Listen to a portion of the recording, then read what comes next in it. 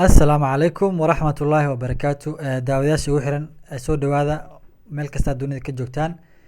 YouTube channel kan naga daawanaysaan waa Macaan Media Entertainment fadlan hadaa igu cusubtahay waxaan iska codsanayaa inaad nagu soo biirto aad channelka subscribe noo saartid hadaa hore noo joogtana aad iyo aad u mahadsantahay muuqaalka like saar si sheegre sida ogtihiin ba maalmahan dambe wadanka Kenya waxa ka socday afduub ayaa ka socday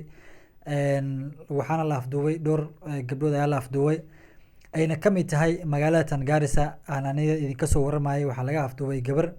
hadaba sida ogtiin xogtaas ayaan idinku soo gudbiyay horaan ilaa iyo laba muuqaal gabadha si loo afduubay iyo qaabka loo afduubay hadana xog dhameystiran iyo wareysi kooban oo gabadha ayadii laftirkeeda ay ka hadlayso qaabkii loo afduubay iyo dadkii ay ahaayeen wareysigaas ayaan rabaa inaan idin la wadaago iyo xogtaas oo dhameystiran fadlan muuqaalka la sii sheegareeyo muuqaalkan waa muhiim waayo waa inay dadka dhan la gaarsiiyo ay ogaadaan in arintan dhacdada oo ka dhacday magaalada Garissa maalinta Khamiistii xilligii casarkii in ay dadka ogaadaan dadkan ay ilaa hadda aan la ogeyn halka ay ku sugan yihiin iyo meesha ay ku dambeeyeen haddii aan idinka dhex baxo wareysigaas iyo gabadha ayada ahayd oo la afduubay muuqaalka marka ay la daawada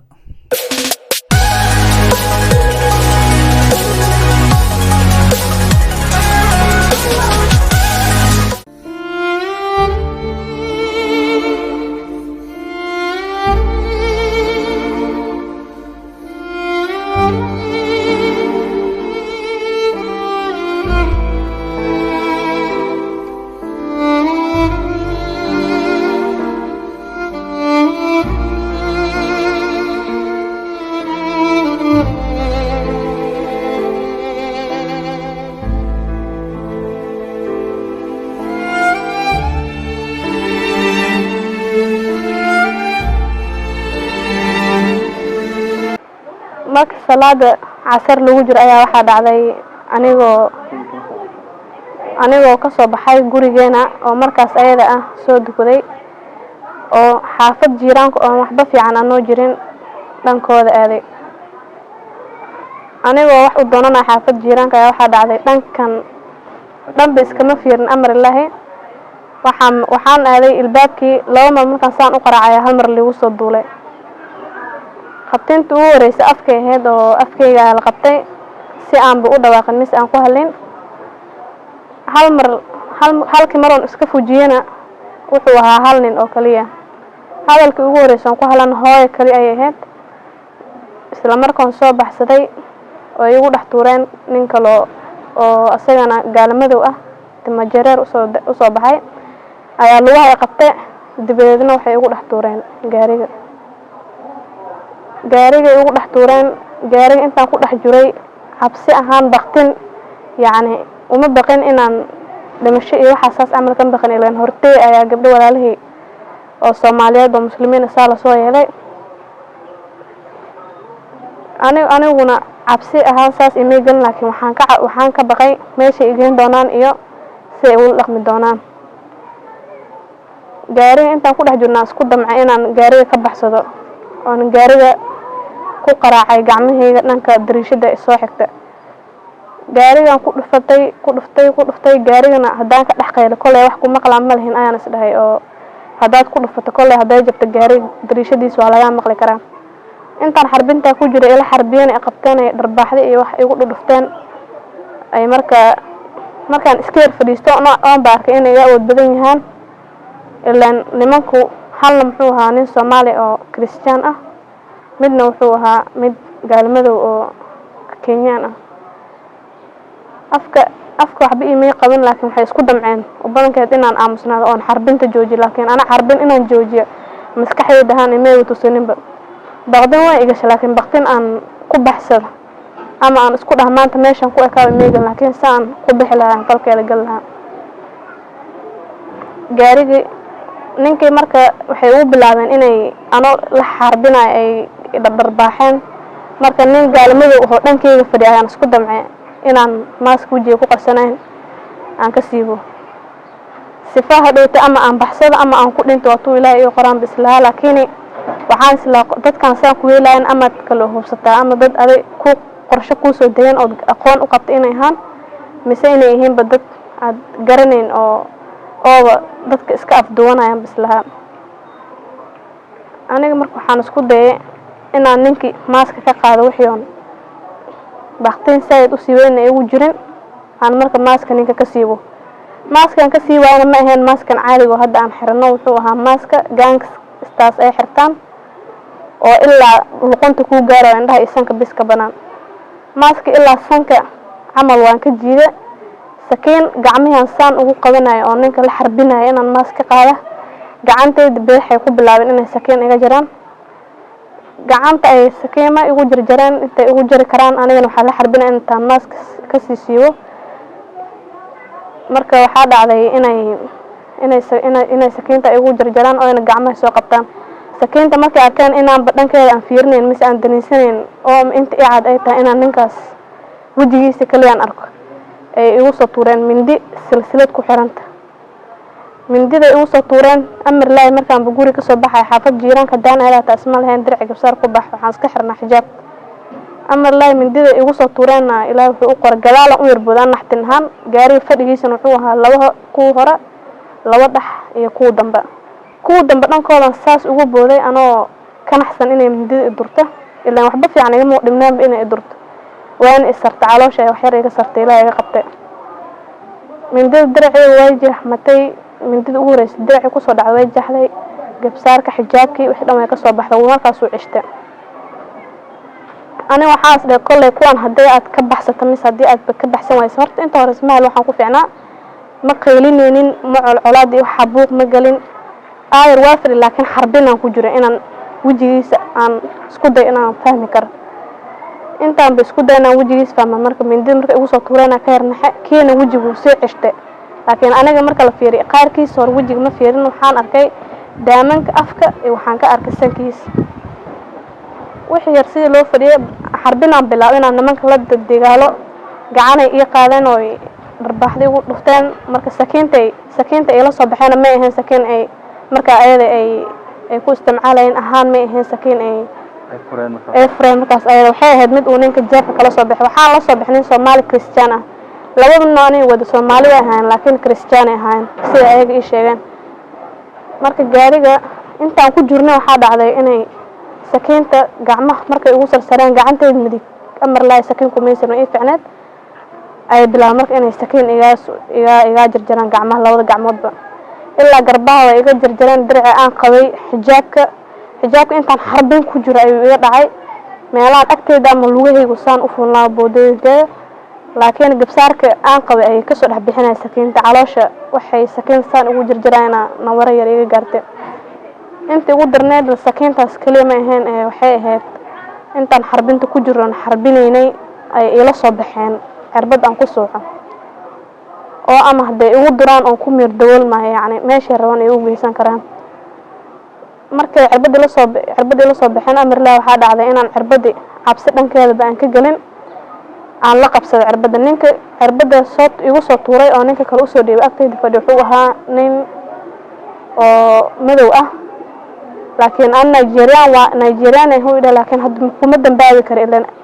ilaa ma ahayn ninkaas nin Kenyan ah markay ugu horna waxa maleynaa baalu Yaman ila ahayn waxa fahmay inuu ciidan Iran ahayn uu nin Nigerian yahay ninka soo dhiiban dhaxlaana ninka waa la qabsaday cirbada inta la haystana waxa gadaal la fadhiyaa mid Soomaali iyo mid adoomay ah horna waxa soo fadhiyaan driver-ga gaari waday iyo laba mid cawiid iyo mid asagan Soomaali ah marka intaan meeshaas ku xarbinayna marka cirbada ayaan gacantayda bidix ku qabtay aniga la qabsanay inay iga qaadin marka waxa dhacday inay sakiinti inta ii soo qaadaan oo dhig kale gacmeyga dhig kale sakiinta cirbada ay la qabseen marka cirbada intaan ka hay waxyar inay ugu duraan anigana inay ugu duraan ayaan ba ka hor soo joodaba jug ay ugu bilaabeen marka gacan qaadkay u horeysay ay qaxayd inay feeraha ugu dhuftaan guume nawara xanuun badan dhowrkayga korkayga kale jirkayga way gaarsiin leen ani laba nin oo ragaas kama xajin karna laakiin intaan iska celin karo waan isku day inaan iska celin jugta dhammaad ugu dhufanayeen dibadeedna jugta markay ugu dhuftaan marka ka soo aan isla cirbadan aan daaday sid cirbada wixii ugu jireen aan ka daaday raggaasi ilama ahayn ani rag camal u socda ama revenge ahaan ama argoosi rag u socda ilama ahayn ilaan hadday noqon lahayd maanta waa dad argoos u socda waxaa la dhihi lahaa gabadhan waa gabadh argoos loo afduubte oona hadda ugu horeysa in camal la afduubto ee ahaa lahayd laakiin maysan ahayn waxay noqotay inay intaasoo gabdhooda walaalahii ah horaan si laacaysa xariirta ay ku dhinteen anigoo maanta nafteeda qabaadaan kasoo badbaado waxaan dambiyon ka sheega ma laha runta horta marka ugu horeysa aan socday ma arkaynin goos gaariga dariishadihiisa waa muraayad madow ay ahayd hortiisana muraayada dhinacyaha ka madowd wax yar bisa laga arkaayo intaan kasoo xasuusto waxay ahayd intay egeeyeen meel wada cilla ah oona huwiga iyo wadadaas waxba fiican aysan isku jirin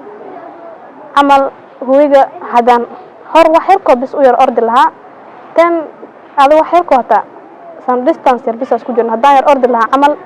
huwigaas waxay ila tahay inaanba gaari lahaaba laakiin amar laayim inaan gaari ku dhex jiron huwiga hataa aan wax yarkoo bis ay naga dhimanta wadadaas aan soo galeen oo laamiyada kasoo dhexgalay ayaa lasoo wacay ninka gaari waday wuxuu dhahay marka ani waxaan iska dhig waxaan ba aqoon luuqadooda yacni waxaan ba fahmayna iska dhig English oo ku hadlay waa la soo wacay wuxuu dhahay gabar Soomaali aan ku hayaa soo meeshaan ku kulmi lahayn camal bridge-ka ka sii xagga markuu ku hadlayna wuxuu dhahay we have a Somali help for you so let us meet near the bridge ay ku ballameen markaan anu waxaan isdhay kolley hadday bridge-ka ku geeyaan bridge-ka meel ay kaala baxaan ma laha dabadeedna waxaa ii caddaatay inay bridge-ka dhankeeda la marayn ama ay dadkan ku xisaabtama inay doon igu qaadaan ay dhankaas igu mariyaan waan dareen marka waxaan isdhahay doontan lagu qaadayo kolley saad ku baxsanayd falkeeda inaad gashaa meesha lagula marayo amar laa waxaa dhacday nimankii waxay kusoo camal meeting yar ay galeen oo shiryal ay ku yar galeen maya way iga degeen gaariga markay iga degaan ninka waday waxaa lagu dhahay gaariga ku qufulay dhaheen yacni ka soo baxsan gaarigana ma ahayn gaari camal oo dariiqadiisa saas la iska furaayo sida gawaarida caadi wuxuu ahaa gaari matatu ahaan oo matatu ku yar daaqadiisa la iska jiidayo soo igu soo qufuleen anu waa fahmi waaye gaariga la gaari ugu cusub uu ahaa meeshiisa laga furay meeshiisa kale in walba oo isku try gareey marka igala baxeen niideed waxa gashay runtii saad ku baxsato adagta meeshan oo ilaahay ka bixin arag hadii kan arag soo gacan bil aadan kulleanay horaan uma walhanba ama aad ku dhimatid ama ku dhiman waan laakiin inta xumid waxay inay silay saxriir idilaan amal ama kursi ii geystaan taasayda ma kool baarsana waxa dhacay ninka gaariga waday inuu haddana ku soo laabtay gaariga dhankiisa isagoo biyo uu cabo ka dhaxraysanay gaarigu furay uu soo galay biyo qaatay kadibna igu muuquflay ilbaabka kale ayuu xiray fureen jeebka gashto la sii tagay markaan arkay inaan fursad isoo mareysay tahay markay ilbaabka furay markaan furay marka aayarko ilbaabka aayar markaan jiido soo garan guushay anigoo naxsan ka soo baxay meeshii soo yar orda cabaar markaan soo yar garan guushay camal wadadaas ayada ahaydna ma ahayn wada gaari camal uu ku socon karo wada maxay ahayd kori hoos u dhadhacis dee markaan ku soo dhacay waxaan bis dhahay gaari camal markaan xagga camal sii socdo ilaa inta hore waan garan guulnaa imay dareemeen waxaas dhahay intaan camal ku sii ordo ama ku qabtaa marka dharkayga ayay arkeen labana caadi ay isoo doogasho isoo doorade saddexda kalena gaariga iga soo dooqaateen gaariga sideen ku soo socdo ku soo orday ilaahay iga qabtaa mar la ima soo gaarin wax yar markaan cabaar soo orday